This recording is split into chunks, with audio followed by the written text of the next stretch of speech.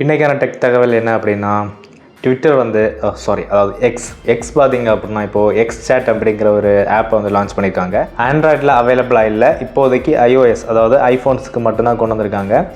இந்த ஆப் வந்து வாட்ஸ்அப்புக்கு, அதாவது வாட்ஸ்அப் சேட்ஸ் இருக்கு இல்லையா, ஸோ அதுக்கு பார்த்திங்க அப்படின்னா டஃப் கொடுக்குற விதமாக இருக்கும் அப்படின்னு வந்து மென்ஷன் பண்ணியிருக்காங்க. வாட்ஸ்அப் மாதிரி எந்த அளவுக்கு இது வந்து சேஃப்டியாக இருக்கும் அப்படின்னு தெரில.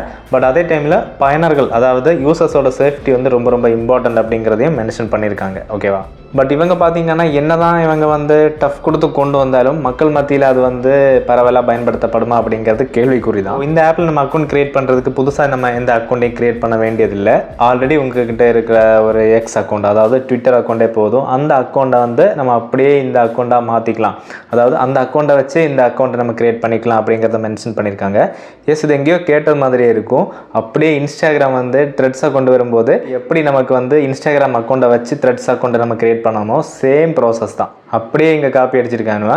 ஸோ பார்த்திங்க அப்படின்னா iOSக்கு வந்திருக்கு, ஆண்ட்ராய்டுக்கு சீக்கிரம் வரும். ஸோ சீக்கிரம் வந்துச்சு அப்படின்னா நம்ம சேனலில் கண்டிப்பாக எப்படி ஆப்பை யூஸ் பண்ணுறதுன்னு டீட்டெயில் வீடியோ கண்டிப்பாக வரும்.